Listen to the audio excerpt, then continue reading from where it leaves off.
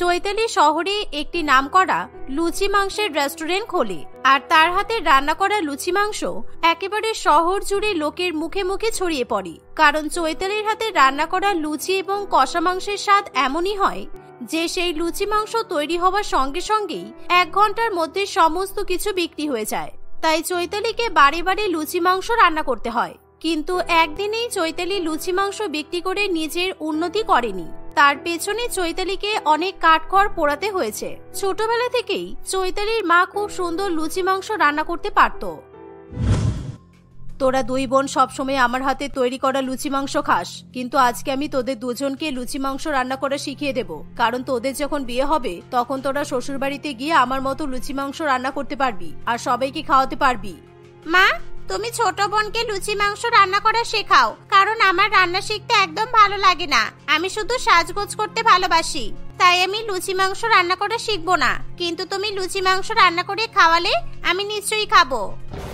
এই বলে শ্রেয়া আয়নার সামনে বসে সাজুগুজু করতে শুরু করে, আর অন্যদিকে চৈতালি তার মায়ের সঙ্গে রান্নাঘরে গিয়ে মায়ের মতো করে সুন্দর এবং সুস্বাদু লুচি মাংস রান্না করা শিখতে থাকে। এভাবেই দেখতে দেখতে অনেকগুলো বছর কেটে যায়। চৈতালি এবং শ্রেয়ার মা কিডনিজনিত রোগের সমস্যায় আক্রান্ত হয়ে অকালেই মারা যায়। ফলে 2 বোনের বাবা শ্যামল বাবু কিভাবে 2 মেয়েকে মানুষ করবে কিছুই বুঝে উঠতে পারে না। কিন্তু তার কাছে টাকার অভাব না থাকায় সে তার 2 মেয়েকে ভালোভাবেই মানুষ করতে সক্ষম হয়। এভাবেই দেখতে দেখতে তার 2 মেয়ে বিবাহযোগ্য হয়ে ওঠে। ছোটবেলা থেকেই তোদের মা চাইতো আমি যাতে তোদের 2 জনকে অনেক বড় লোক পরিবারে বিয়ে দিই। সেই জন্যই আমি তোদের 2 জনের জন্য বিয়ের সম্বন্ধ খুঁজেছি। আমার 2 হবু জামাই শহরের অনেক বড় প্রাইভেট কোম্পানিতে চাকরি করে আর মাস গেলে অনেক টাকা রোজগার করে, তাই তোরা বিয়ের পর খুব আরামে সংসার করতে পারবি। এই বলে শ্যামল বাবু শ্রেয়া এবং চৈতালিকে রাজু আর রাকেশের সঙ্গে ধুমধাম করে বিয়ে দেয়। বিয়ের পর 2 বোন নিজেদের মতো করে বেশ ভালো করে সংসার করতে থাকে। বড় বোনের বর চাকরি করার সঙ্গে সঙ্গে নিজের জন্য আলাদা করে জামা কাপড়ের ব্যবসা করে, তাই মাস গেলে লক্ষ লক্ষ টাকা সে উপার্জন করে। তাই চৈতালির বড় বোন এবং তার পরিবারে কোনো রকমের দুঃখ কষ্ট অভাব অনটন থাকে না, তারা বেশ হাসি খুশি আনন্দেই দিন কাটায়। কিন্তু অন্যদিকে চৈতালির বর ভীষণ পরিমাণে মদ্যপান করায় তার সব টাকা নেশার পেছনেই শেষ হয়ে যায়। তুমি দয়া করে আর মদ খেও না, কারণ এখন আমি প্রেগনেন্ট, আমাদের টাকা পয়সা জমাতে হবে। তুমি যদি এভাবে নেশা করে টাকা নষ্ট করো তাহলে আমাদের যখন সন্তান হবে তখন আমরা কিভাবে তাকে মানুষ করব? চৈতালির বর এমন কথা শুনে চৈতালির উপর ভীষণ রেগে যায় আর তাকে লাঠি দিয়ে মারতে থাকে। এভাবেই দিনে দিনে অতিরিক্ত পরিমাণে মদ খাওয়ার ফলে অকালেই চৈতালির বড় মারা যায়। আর বর মারা যাওয়ার 2 মাসের মধ্যেই চৈতালি একটি পুত্র সন্তানের জন্ম দেয়। এতদিন ধরে চৈতালির বর যে পরিমাণ টাকা জমিয়েছিল সেই টাকা দিয়ে চৈতালি তার ছেলের সঙ্গে প্রথম কয়েক বছর বেশ ভালো করে জীবন কাটাতে পারে। দেখতে দেখতে 5 বছর হয়ে গেল আমার স্বামী মারা গেছে। এতদিনে তার জমানো টাকা দিয়েই সংসার চালিয়েছি, কিন্তু দিনে দিনে আমাদের সব জমানো টাকা শেষ হয়ে যাচ্ছে। এখন কিভাবে আমি সংসার চালাবো সেটাই বুঝতে পারছি না। অন্যদিকে আমার বোন কি সুন্দর ধন সম্পত্তি নিয়ে স্বামীর কাছে সংসার করছে। চৈতালির বড় বোন তার বড়লোক স্বামীর সঙ্গে খুবই সুন্দর করে সংসার করতে থাকে, কিন্তু দিনে দিনে তার টাকা পয়সার অনেক অহংকার হয়ে যায়। এভাবে দেখতে দেখতে আরো কিছুদিন কাটে। অন্যদিকে চৈতালি তার ছেলেকে ভালো মতো মানুষ করার চেষ্টা করে। চৈতালির ছেলে লুচি মাংস খেতে খুবই ভালোবাসে, কিন্তু দিনে দিনে তাদের কাছে টাকার পরিমাণ কমে যাওয়ায় লুচি মাংস রান্না করার মতো টাকাও চৈতালির কাছে আর থাকে না। তাই সে ঠিক করে যে সে এবার তার বোনের সঙ্গে যোগাযোগ করবে। আর সেই কারণে চৈতালি একদিন তার ছেলেকে নিয়ে শহরে তার বড় বোনের কাছে চলে যায়। কি ব্যাপার বোন, হঠাৎ করে বিধবা অবস্থায় আমার বাড়িতে উঠে এলি? এতদিন তো আমার কথা তোর মনে পড়েনি, কিন্তু এখন আমার বাড়িতে আসার কি কারণ আমি তো সেটাই বুঝতে পারছি না। দেখ দিদি, এতদিন ধরে আমার স্বামী যা জমানো টাকা রেখে গিয়েছিল সেই টাকা দিয়ে আমি কোনো মতে আমাদের সংসার চালিয়েছি, কিন্তু এখন আমাকে একটা কাজ খুঁজতে হবে। আর আমি শুনেছি শহরে খুব ভালো কাজ পাওয়া যায়, তাই আমি যতদিন কাজ না পাই তুই যদি আমাকে তোর শ্বশুর বাড়িতে থাকতে দিস তাহলে খুব ভালো হয়। ও এই ব্যাপার, তার মানে তুই ফ্রি ফান্ডে আমার শ্বশুর বাড়িতে থাকবি বলে শহরে এসেছিস? কিন্তু আমি তো তোকে এরকম ফ্রি ফান্ডে আমার বাড়িতে রাখবো না। তুই যতদিন পর্যন্ত না কাজ পাচ্ছিস ততদিন তোকে আমার বাড়িতে কাজের মাসি হয়ে থাকতে হবে। রান্না বান্না থেকে শুরু করে বাড়ির যাবতীয় কাজ তোকেই করতে হবে, তাহলেই তোকে আমি থাকতে দেব।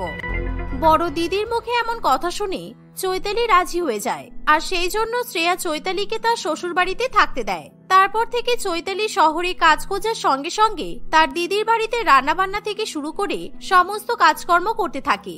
বিশেষ করে চৈতালি তার বড় দিদির শ্বশুর বাড়ির লোকেদের জন্য প্রত্যেকদিন সুন্দর করে লুচি মাংস রান্না করে। আজকে আমার জামাইবাবু পাঠার মাংস এনেছে, তাই আমি সবার জন্য কষা করে মাংস আর গরম গরম ফুলকো লুচি রান্না করেছি। আপনারা একবার আমার হাতের লুচি মাংস খেয়ে দেখুন। পাঠার মাংস এবং লুচির কথা শুনে সকলে জিভে জল চলে আসে, তাই তারা চৈতালির হাতে রান্না করা লুচি মাংস খায়, আর সেই লুচি মাংস খেয়ে তাদের সকলেরই খুবই পছন্দ হয়ে যায়। বাহ চৈতালি, তুমি তো দারুণ লুচি মাংস রান্না করো। আর লুচি মাংস মানেই তো বাঙালির একেবারে পছন্দের খাবার। এমনিতেও তোমার হাতের সমস্ত রান্নার সাথে ভালো, কিন্তু এই লুচি মাংস একদম অন্যরকম হয়েছে। ইস, আমার বউ যদি তোমার মতো এত ভালো লুচি মাংস রান্না করতে পারতো তাহলে আমার আর কোনো চিন্তাই থাকতো না, কিন্তু ও তো রান্না করতেই পারে না। সত্যি বলেছিস রাজু, তোর ছোট শালীর কত গুণ আছে দেখেছিস। আর তোর বউ একেবারে অষ্টরম্ভা, কোনো কাজই করতে পারে না, শুধুমাত্র আয়নার সামনে বসে বসে সাজতে পারে, ঢং করতে পারে। তখন যদি এই ছোট মেয়েটাকে বাড়ির বউ বানিয়ে নিয়ে আসতাম তাহলে খুব ভালো হতো। আমরা প্রত্যেকদিন চৈতালির হাতের ভালো ভালো খাবার খেতে পারতাম, বিশেষ করে এই লুচি মাংস। না না কাকিমা, এরকম করে বলবেন না। আসলে ছোটবেলা থেকে আমার দিদি একটু আদুরে, তাই ও বেশি রান্না বান্না করতে শেখেনি। কিন্তু আপনারা চিন্তা করবেন না, আমি আপনাদেরকে প্রত্যেকদিন এরকম লুচি মাংস রান্না করে খাওয়াবো। শ্বশুরবাড়ির লোকেদের সঙ্গে চৈতালির এরকম কথা শুনে তার বড় দিদি একেবারে জ্বলে পুড়ে ওঠে, কারণ সে নিজের সংসারে ছোট বোনের এরকম মধ্যস্থতা কিছুতেই মেনে নিতে পারে না। এই বিধবা চৈতালিকে আমি আমার শ্বশুরবাড়িতে থাকতে দিয়ে খুবই ভুল করেছি, কারণ ও একেবারে আমার স্বামী আর আমার শ্বশুরবাড়ির লোককে লুচি মাংস খাইয়ে হাত করে নিচ্ছে। আর কথাই আছে, কোন ছেলের মনের রাস্তা তার পেট থেকেই যায়। সুতরাং এই পেট থেকে মনের রাস্তা যদি আমার বোন তৈরি করে নেয় তাহলে আমার শ্বশুরবাড়ির লোক আমাকে এখান থেকে বের করে দেবে আর ওকে এই বাড়ির বউ বানিয়ে নেবে, যা আমি কখনোই হতে দেব না। তারপর থেকে যখনই চৈতালি সবাইকে লুচি মাংস রান্না করে খাওয়াই তখনই তার বড় দিদি প্রচন্ড পরিমাণে রেগে যায়। অন্যদিকে চৈতালি সারাদিন শহরে কাজ খুঁজে বেড়ায়, আর সেই সাথে দিদি শ্বশুর বাড়িতে এসে সকলের জন্য রান্না বান্না করে আর ঘর বাড়িও পরিষ্কার পরিচ্ছন্ন করে। এভাবেই দেখতে দেখতে কিছুদিন কাটে। একদিন চৈতালি কষা মাংস রান্না করার সময় কিছু একটা দরকারে রান্নাঘর থেকে বাইরে বেরিয়ে যায়, আর তখনই তার বড় বোন রান্নাঘরে এসে ইচ্ছা করে সেই মাংসের মধ্যে বিষ মিশিয়ে দেয়। নিজের কাজ সম্পন্ন করার পর শ্রেয়া তার ছোট বোনের কাছে গিয়ে বলে, চৈতালি, সারাদিন আমার শ্বশুরবাড়ির লোকেদের খেয়াল রাখলে হবে, একটু আমার মেয়েটারও তো খেয়াল রাখতে হবে, কারণ আমার মেয়ে অনেকক্ষণ আগে স্কুল থেকে এসে বসে আছে, ও এখনো পর্যন্ত কিচ্ছু খায়নি। ওকে আবার লুচি মাংস খেতে দে, ওর খুব খিদে পেয়েছে তো।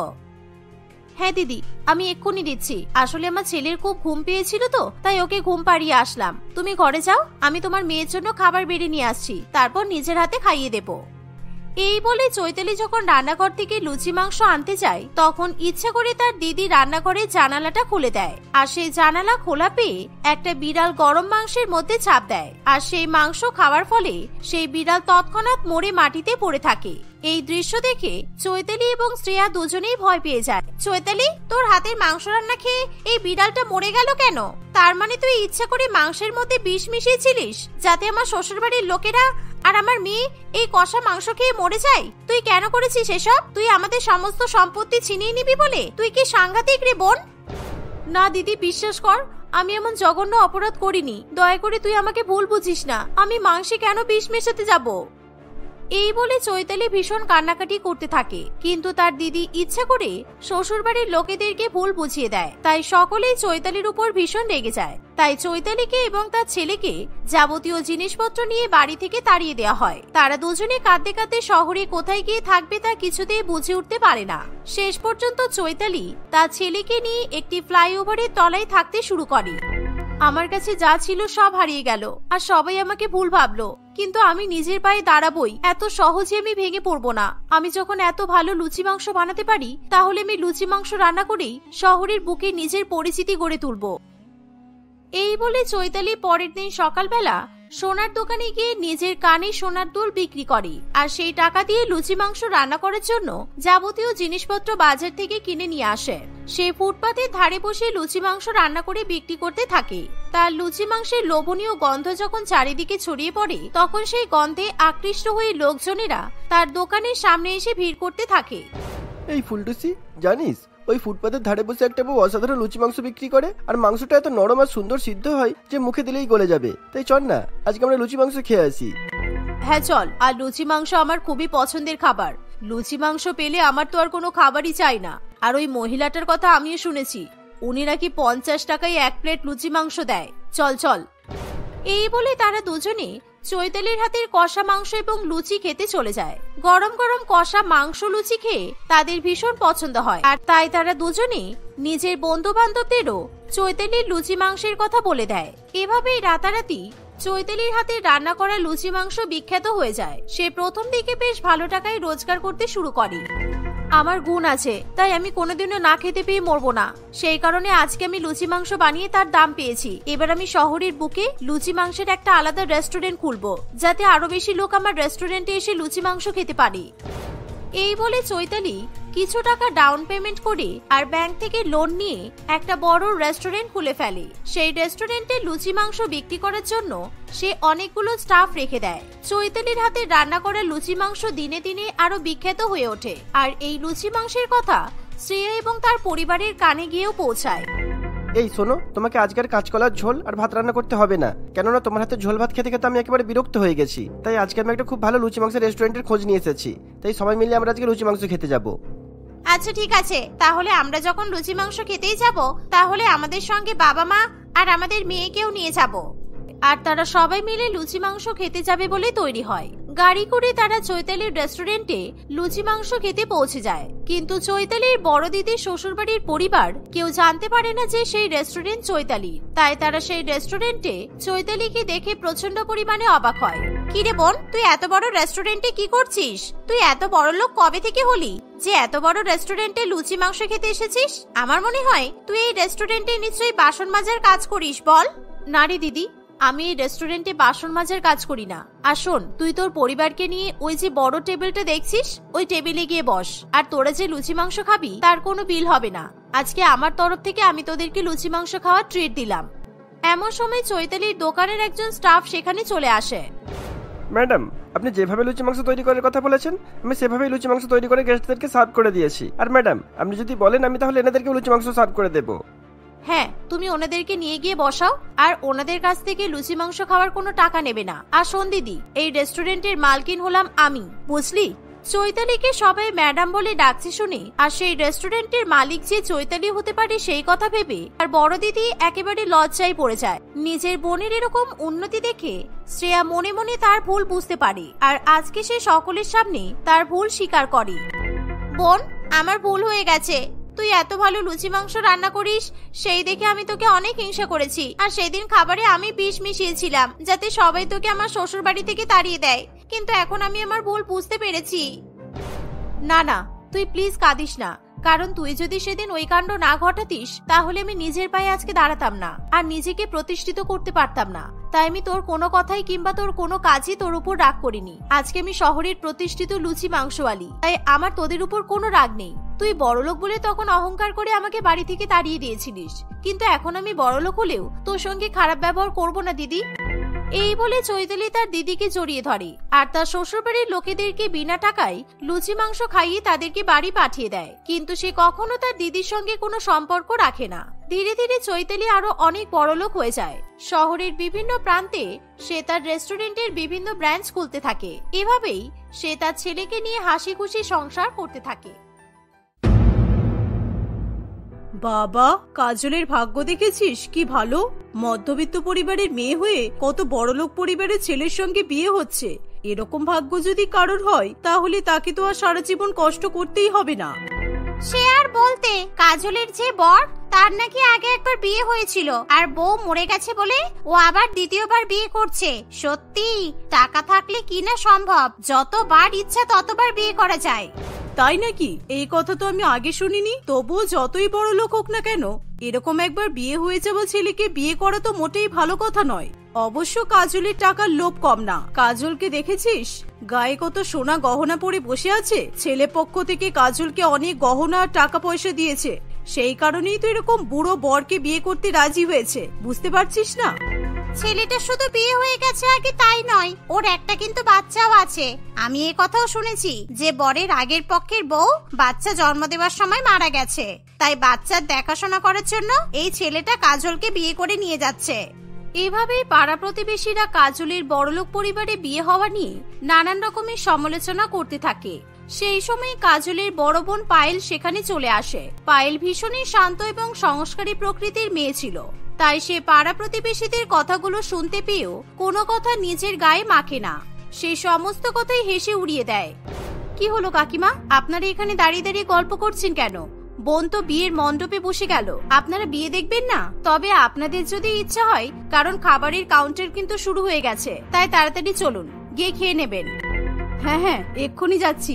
আসলে আমরা সব বলাবলি করছিলাম কাজল কত ভালো মেয়ে, আর ওর হবু বরকে দেখতে কি সুন্দর। সত্যি কাজলের মতো সুন্দরী মেয়ের এত ভালো বড়লোক পরিবারে বিয়ে হচ্ছে, এটা দেখে আমরা কিন্তু সবাই খুব খুশি। হ্যাঁ, আমি বুঝতেই পারছি আপনারা সত্যি আমার বোনের বিয়ে নিয়ে খুব খুশি। চলুন চলুন, আবার পরে আমার বোনের শ্বশুর বাড়ির সুনাম করবেন তো, আগে খেয়ে দিয়ে পেটটা মোটা করে নিন। এই কথা শুনে সবিতা দেবী এবং লতা দেবী দুজনেই ভীষণ পরিমাণে লজ্জা পেয়ে যায়। তারা সমালোচনা ছেড়ে এবার খাবার খাওয়ার দিকে এগিয়ে যায়। আসলে বিমলা দেবীর দুই মেয়ে ছিল, বড় মেয়ে পায়েল এবং ছোট মেয়ে কাজল। ছোটবেলায় দুই বোনের বাবা মারা যাওয়ায় বিমলা দেবী অনেক কষ্ট করে তার দুই মেয়েকে মানুষ করে। বড় হওয়ার পর পায়েল খুবই শান্ত এবং স্নিগ্ধ প্রকৃতির হয়। তার টাকা পয়সার কোনোদিনও কোনো লোভ থাকে না, কিন্তু কাজল ভীষণই মডার্ন, আর তার টাকা পয়সা সোনা গহনার উপর ভীষণ পরিমাণে লোভ ছিল। দেখতে দেখতে কত বছর পার হয়ে গেল, তোরা দুই বোন বড় হয়ে গেছিস। এবার তোদের দুজনের দেখে শুনে আমি বিয়ে দেব, তাহলে আমার দায়িত্ব শেষ হবে। আগে বিয়ে দেব বড় মেয়ের, তারপর বিয়ে দেব আমার ছোট মেয়ের। মা, তুমি কেন সবসময় আমাদের বিয়ে নিয়ে এত চিন্তা করো? আমাদের দুজনের বিয়ে হয়ে গেলে তোমাকে কে দেখবে বলো? তোমার এখন বয়স হচ্ছে, তাই ছোট বোন বিয়ে করলেও আমি এখন বিয়ে করব না। হ্যাঁ, তুই বাপের বাড়িতে পড়ে থাকলে পড়ে থাকতেই পারিস, কিন্তু আমি বিয়ে করে শ্বশুর বাড়িতে চলে যাব, আর আমি দেখে শুনে একটা বড় লোকের ছেলেকে পাকড়াও করব, যাতে আমি বিয়ের পর অনেক আরামে থাকতে পারি। বিমলা দেবী প্রথমে পায়েলের সম্বন্ধ খুঁজতে শুরু করে। রতন নামে একটি ছেলের সঙ্গে বিমলা দেবী তার বড় মেয়ে পায়েলের বিয়ে দেয়। রতন শহরে একটি ছোট্ট ঠেলাগাড়ি করে এগরোল বিক্রি করে এবং কোনো মতে দুজনে সংসার চালায়। পায়েলের বিয়ে হওয়ার 4 বছর পর বিমলা দেবী কাজলের বিয়ে ঠিক করে দেয়। কাজলের বিয়ে ঠিক হয় শুভম নামে একটি ছেলের সঙ্গে। শুভম অত্যন্ত বড়লোক হওয়ায় কাজল টাকার লোভে বিয়ে করতে রাজি হয়ে যায়। বিয়ের দিন, উফ কি শান্তি! এবার আর আমাকে কষ্ট করে মধ্যবিত্ত পরিবারে জীবন কাটাতে হবে না। শ্বশুর বাড়িতে গিয়ে এসির আরামে ভালো করে ঘুমাবো, আর চাকর বাকরকে দিয়ে রান্না করাবো, আর ভালো মন্দ খাবার খাবো। কাজল এবং শুভমের বিয়ে হয়ে গেলে কাজল ঠিক যেমন আরামে জীবন চেয়েছিল, শ্বশুর বাড়িতে সে ঠিক তেমনই আরাম করে দিন কাটায়। অন্যদিকে গরিব পায়েল তার বরের উপার্জন করা সামান্য টাকা দিয়েই কোনো মতে সংসার চালায়। এভাবেই দেখতে দেখতে কিছুদিন কাটে। একদিন কাজল তার মায়ের কাছে ঘুরতে আসে। বাহ কাজল, তোকে বিয়ের পর দেখতে তো আরো সুন্দর হয়ে গেছে। তোকে দেখেই মনে হচ্ছে যে শুভম তোকে অনেক সুখে শান্তিতে রেখেছে। যতই আমি তোকে একবার বিয়ে হয়ে যাওয়া ছেলের সঙ্গে বিয়ে দিই না কেন, তোর জীবনে কিন্তু শান্তির কোনো অভাব নেই, তাই না? সত্যি মা, আমি অনেক সুখে আছি। আর আমাকে দেখতে সুন্দর হবে না কেন? আমি সারাদিন শ্বশুর বাড়িতে নিজের রূপচর্চা নিয়েই তো ব্যস্ত থাকি, আর আমার সব কাজ চাকর চাকরানিরা করে দেয়। আমার বর আমার সুবিধার জন্য রান্না করার লোক, কাপড় কাচার লোক, ঘর মোছার লোক, বাসন মাজার লোক সবকিছু রেখেছে, আর আমাকে শুধু ওর ওই বাচ্চা মেয়েটাকে দেখতে হয়। এই যাক, তাহলে ভালোই হয়েছে। শুধু তোর দিদিটা শ্বশুর বাড়িতে অনেক কষ্ট করছে, ভাবলেই আমার খারাপ লাগে। পায়েল অনেকবার করে বলছিল যাতে আমি ওর শ্বশুর বাড়িতে গিয়ে থাকি, কিন্তু একেই ওরা গরিব, তার উপর যদি আমি ওদের কাছে গিয়ে উঠি তাহলে ওদের সংসার চালাতে খুব অসুবিধা হবে। না না, তোমাকে দিদির গরিব শ্বশুর বাড়িতে একদম যেতে হবে না। ওরা নিজেদের খাবারের জন্য টাকা জোগাড় করতে পারে না, তোমাকে খাওয়াবে কি করে? তুমি বরং আমার সঙ্গে আমার বড়লোক শ্বশুর বাড়িতে চলো। আমি আর তোমার বড়লোক জামাই তোমাকে অনেক আরামে রাখবো। তোমার তো এখন বয়স হয়েছে, তোমাকে এখন বেশি খাটাখাটনি করতে হবে না। সত্যি তুই তোর সঙ্গে আমাকে তোর শহরের বড়লোক বাড়িতে নিয়ে যাবি? আমি ভাবছিলামই যে একবার গিয়ে তোর শ্বশুর বাড়ি থেকে ঘুরে আসবো, কিন্তু যখন আমাকে নিজের সঙ্গে করে তুই নিয়ে যাবি বলছিস, তাহলে আমি পায়েলের বাড়িতে আর যাব না। আমি তোর সঙ্গে তোর শ্বশুর বাড়িতেই যাব। এভাবে বিমলা দেবী তার ছোট মেয়ের বড়লোক শ্বশুর বাড়িতে যাওয়ার জন্য রাজি হয়ে যায়। সেদিন কাজল এবং তার মা দুজনে মিলে পায়েলের বাড়িতে ঘুরতে যায়। পায়েলের গরিব শ্বশুর বাড়িতে যাওয়ার পর কাজল সবসময় নিজের বড়লোক শ্বশুর বাড়ির গুণগান গাইতে থাকে। তার টাকার পরিমাণ, সম্পত্তির পরিমাণ এবং নিজের রাজ ঐশ্বর্যের কথা ইচ্ছা করে বাড়িয়ে বাড়িয়ে পায়েলের সামনে বলতে থাকে। ফলে গরিব পায়েল অপমানিত বোধ করলেও সে তার বড়লোক ছোট বোনকে কোনো কথা বলে না। আমার সত্যি ভালো লাগছে রে বোন, যে তুই বিয়ের পর শ্বশুরবাড়িতে এত ভালো আছিস। তুই যেমন নিজের জন্য জীবন কল্পনা করেছিলিস, তুই ঠিক সেরকমটাই জীবন পেয়েছিস। সেই জন্য আমি আর মা দুজনেই খুব খুশি। আর কাজল, আমি ভাবছিলাম যে মাকে কিছুদিনের জন্য আমাদের বাড়িতেই রাখবো। না পায়েল, আমি ঠিক করেছি পরের মাসে আমি কাজলের বড়লোক শ্বশুর বাড়িতেই গিয়ে উঠবো। কারণ দেখ, তুই কিছু মনে করিস না, তোর বর অনেক কষ্ট করে টাকা রোজগার করে, আর সেই টাকা দিয়ে তোদের দুজনের আর তোর শ্বশুরবাড়ি পেট চলে। তাই আমাকে কাজল বলেছে কাজলের শ্বশুর বাড়িতে গিয়েই থাকতে। নিজের মায়ের এই কথা শুনে পায়েলের ভীষণ খারাপ লাগে, কারণ সে কখনো কল্পনা করতে পারেনি টাকার অভাবের জন্য তার মায়ের কাছেও তাকে কথা শুনতে হবে। কিন্তু সে সমস্ত কথা হাসি মুখে সহ্য করে। নিজের মাকে বাড়িতে রাখবো, তাতে আবার টাকার কষ্ট কিসের হবে? কিন্তু তবুও যখন তুমি তোমার ছোট মেয়ের কাছে যেতে চাইছো, তাহলে তুমি যেতে পারো। আর হ্যাঁ, এই কথাটা ঠিক যে আমি তোমাকে কাজলের মতো টাকার আরামে সুখে রাখতে পারবো না, কিন্তু আমার কাছে থাকলে তুমি শান্তির কোনো অভাব বোধ করতে না, এটা আমি বলতে পারি। দিদি, তুই আগে নিজের শান্তিটা বেছে নে, তারপর মাকে শান্তি দেওয়ার কথা চিন্তা করিস। 4 বছর হয়ে গেল জামাইবাবু এখন একটা ভালো কাজ জোগাড় করতে পারলো না, আর তুই নাকি মাকে নিজের কাছে রাখবি? হ্যাঁ। এই বলে কাজল তার মায়ের সঙ্গে বাড়িতে ফিরে যায়। কাজল নিজের বড়লোক শ্বশুর বাড়িতে ফিরে যাওয়ার পর বিমলা দেবী শহরে গিয়ে আরাম করার স্বপ্ন দেখতে শুরু করে দেয়। সে সব সময় তার ছোট মেয়ের বড়লোক শ্বশুর বাড়িতে যাওয়ার জন্য দিন গুনতে থাকে। একদিন, তুমি হঠাৎ করে তোমার মাকে আবার এখানে নিয়ে চলে এলে, কি ব্যাপার? একই তোমার পেছনে আবার অনেক টাকা খরচ হয়, তার উপর তোমার মাকে আবার বুঝতে হবে নাকি? উফ, তুমি কোনো কথা শোনার আগে এত ওভার রিঅ্যাক্ট করো কেন বলো তো? তোমার ছোট্ট মেয়েকে দেখাশোনা করার জন্য এমনিতেই আমাদের একটা কাজের লোক রাখতে হতো, কারণ আমার পক্ষে বাচ্চা সামলানো সম্ভব হচ্ছে না। তাই আমি ঠিক করেছি মাকে নিয়ে আসবো, আর মা তোমার মেয়েটাকে মানুষ করবে।